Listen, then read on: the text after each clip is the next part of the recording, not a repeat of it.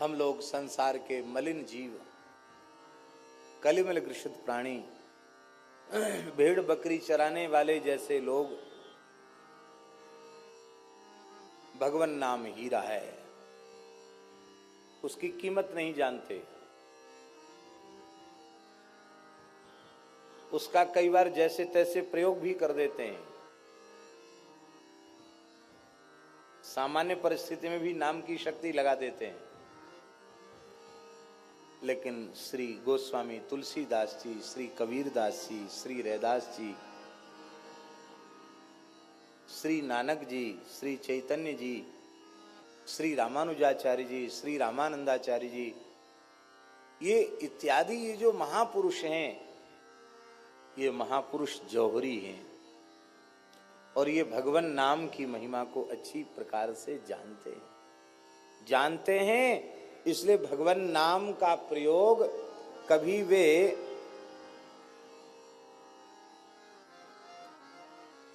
सामान्य परिस्थितियों में वे भगवान नाम का प्रयोग नहीं करते हैं, क्योंकि भगवान नाम की महिमा क्या है ये वे महापुरुष जानते हैं। एक बात हम आपको निवेदन करें,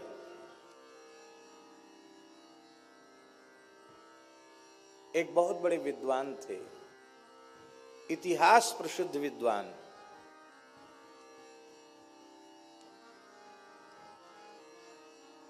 महापंडित श्री पद्मनाभाचार्य जी।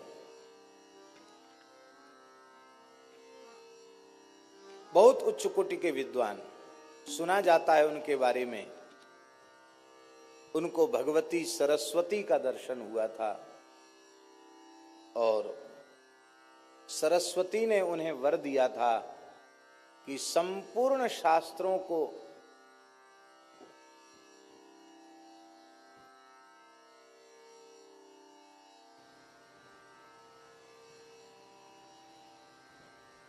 तुम आद्योपांत समझ सकोगे, जान सकोगे। शास्त्रार्थ में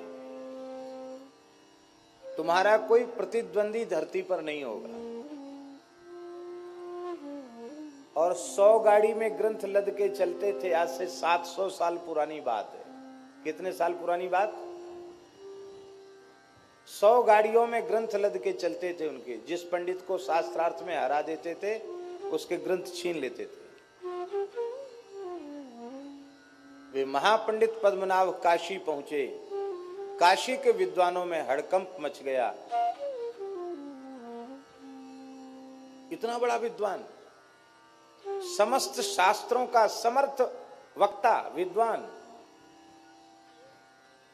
भगवान के सप्तपुरी में विग्रह में वाराणसी भगवान की नासिका है। नाक माने इज्जत होती है, प्रतिष्ठा। ज्ञानियों की नगरी, विद्वानों की नगरी, विद्या की नगरी काशी भगवान की नाक है। काशी के विद्वान घबराए, हम लोग एक एक विषय के पंडित हैं, वे समस्त शास्त्रों का पंडित है, सरस्वती का वर इससे प्राप्त है, कहीं ऐसा न हो कि हम लोग हार जाएं तो काशी की नाक कट जाए। तो विद्वानों ने काशी विश्वनाथ जी की उपासना की। विश्वनाथ जी के मंदिर से आवाज आई कि काशी की प्रतिष्ठा बचाने का एकमात्र उपाय है, संत कबीरदास जी के साथ इसका शास्त्रार्थ करा दो। पंडित कहने लगे कि कबीरदास जी की तो योग्यता का प्रमाण पत्र है, मसी कागज छुओ नहीं, कलम गही नहीं हाथ है। कागज कलम दवात से, स्याही से कभी उनका काम ही नहीं पड़ा। एक निरक्षर भट्टाचार्य को एक महापंडित से शास्त्रार्थ कैसे कराया जा सकता है? पर भोले बाबा की आज्ञा है, जरूर कोई न कोई चमत्कार होगा। पंडितों ने जाकर कबीरदास जी से कहा, महाराज काशी की प्रतिष्ठा बचानी, आपको शास्त्रार्थ करना है। कबीरदास जी हंसने लगे, बोले हम जानते नहीं शास्त्रार्थ क्या होता, हम क्या करेंगे शास्त्रार्थ?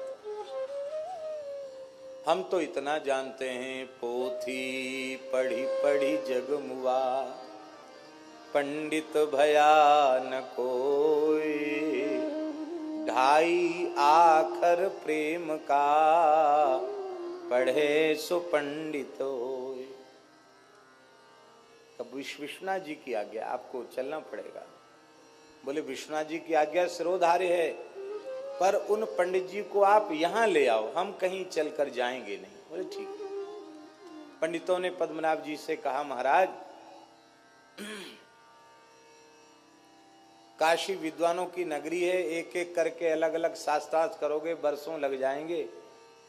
एक हमारे यहाँ के महान संत हैं कबीरदास जी, वे विजयी होते हैं तो काशी की विजय है, और वो पराजित होते हैं तो काशी की पराजय है। हम सब पंडित विजय पत्र लिख देंगे आपको। बोले ये तो बहुत अच्छी बात है। आपको चलकर शास्त्रार्थ करना पड़ेगा। महापंडित पद्मनाभाचार्य संत कबीरदास जी के निकट आए और शास्त्रार्थ में कोई प्रश्न पूछा जाता, उसका उत्तर होता है। पंडित कहते थे कि पहले तुम पूछो। कबीरदास जी कहते मेरे भीतर प्रश्न ही नहीं तो पूछें क्या, हमारे तो सारा समाधान पहले से हो रखा है। पूछे वो जिसको समाधान न हो, हमें तो समाधान राम जी की दया से हो गया, तो हम क्या पूछें। पर पंडित को लगता था कि मैं इतना बड़ा पंडित एक अनपढ़ से पूछूं, ये मेरी बेइज्जती है। इसलिए उन्होंने कहा महाराज आप ही पूछिए। कबीर जी ने कहा अपने संबंध में तो मेरा कोई प्रश्न है ही नहीं, हम आपसे आपके संबंध में पूछ रहे हैं। हाँ महाराज जरूर पूछिए।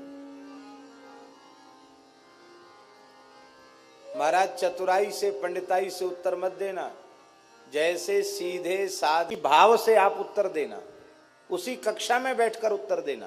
नहीं, पंडित लोग बहुत बात बनाना जानते हैं।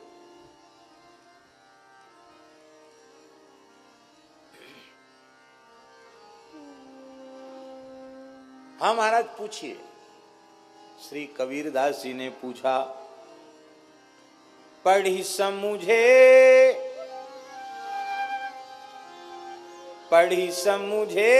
या समझी पढ़े, अहो कहो द्विज राय,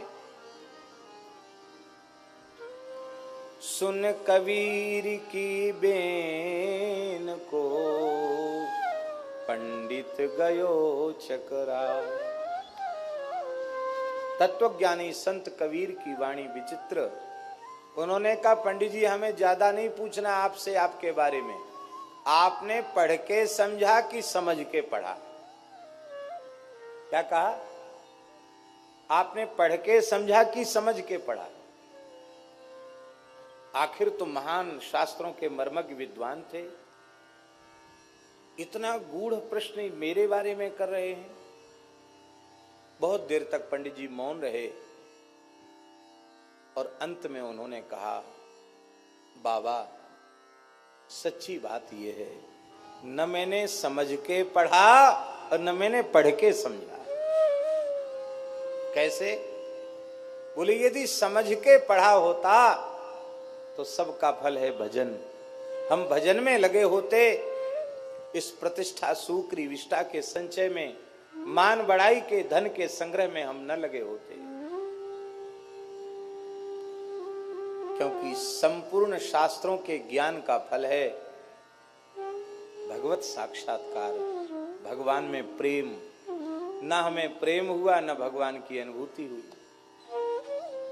पढ़ लिख करके भी हम जिसे समझना चाहिए उसे नहीं समझ पाए। समझना किसको है? भगवान वेद कह रहे हैं यस्मिन विज्ञाते सर्वमिदं विज्ञातम भवति। उस एक तत्व के बोध से सबका बोध हो जाता। भगवान को जान लिया तो सबको जान लिया, और सब कुछ जान लिया भगवान को नहीं जाना तो कुछ नहीं जाना।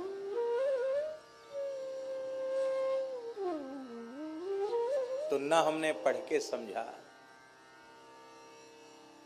और न समझ के पढ़ा। समझ के पढ़ते तो भी भजन ही करते। समझ के पढ़ना क्या है? किस लिए पढ़ना? हमारे यहाँ कहते सा विद्या या विमुक्तये, जो हमको संसार चक्र से छुटावे उसी का नाम विद्या है। हम कहाँ छूटे संसार से, हम तो और ज्यादा फंस गए। तो श्री कबीरदास जी ने कहा तब तो हम आपसे लाख गुने अच्छे। हमने तो पढ़ाई नहीं, इसलिए के पढ़ के समझने वाली बात भी नहीं हुई, और समझ के भी नहीं पढ़ा और पढ़ के भी नहीं समझा। क्यों? बोले हमारे गुरुदेव श्री मदाद्य रामानंदाचार्य भगवान ने केवल एक ही बात कही थी, बच्चा राम राम करो। बस मैं राम राम करने लग गया, और राम राम जपते जपते जो पढ़ के समझते हैं लोग और जो समझ के पढ़ते हैं, वो केवल राम राम करके मैं समझ गया।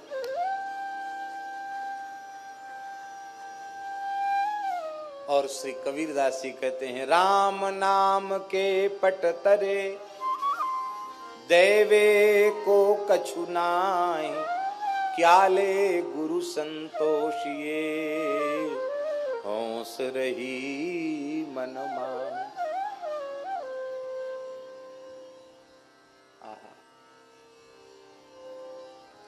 इतने बड़े महापंडित के अहंकार को कबीर जी ने चूर कर दिया, फिर अभी भी समर्पण नहीं हुआ। हमारा समर्पण जल्दी होता नहीं।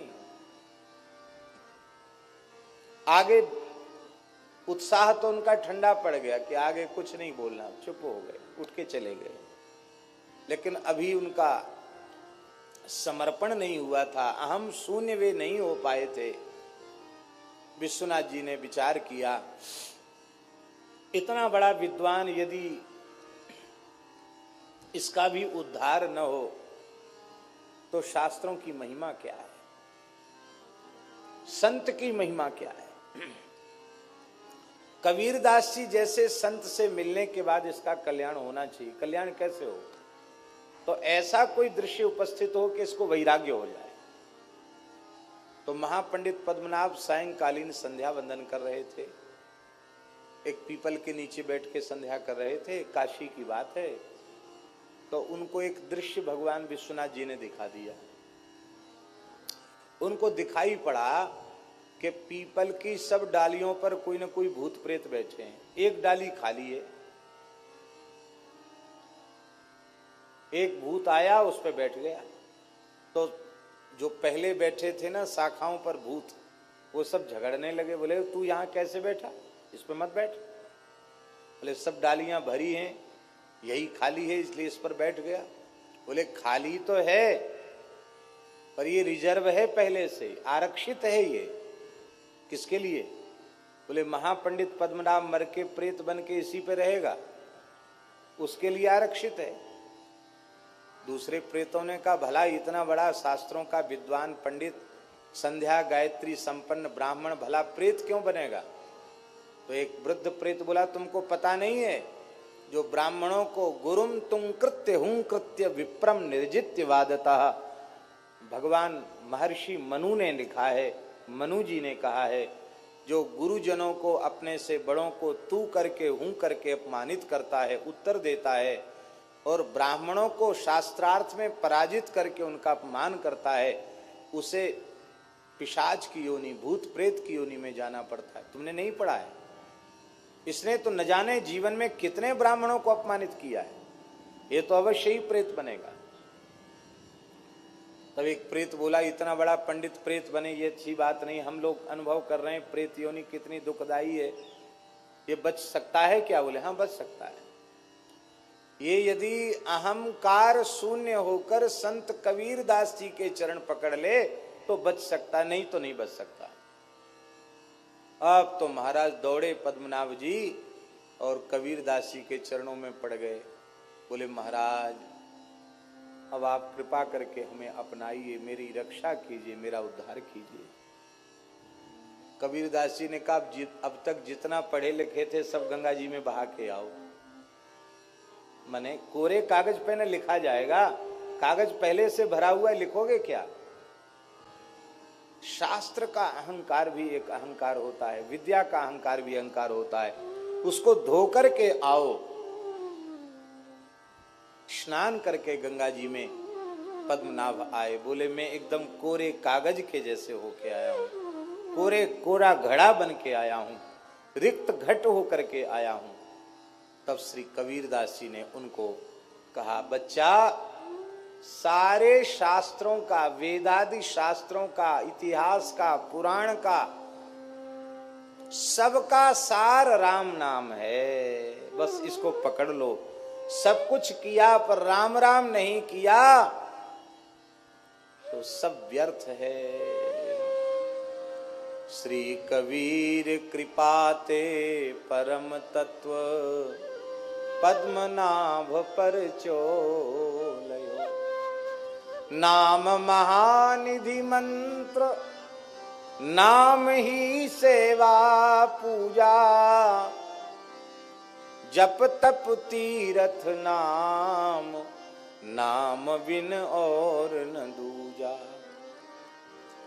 नाम प्रीति नाम वैर, नाम कह नामी बोले।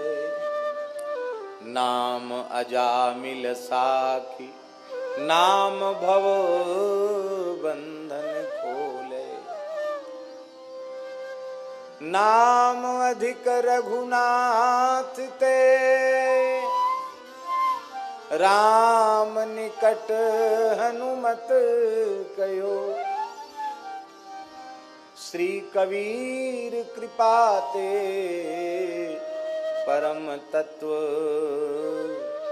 पद्मनाभ पर चोलयो। इतना बड़ा पंडित सब छोड़ के राम राम करने लग गया और राम राम करते करते पद्मनाभ जी सिद्ध हो गए। प्रतिदिन सत्संग एवं दर्शन के लिए श्री महाराज जी के ऑफिशियल चैनल को जरूर सब्सक्राइब करें।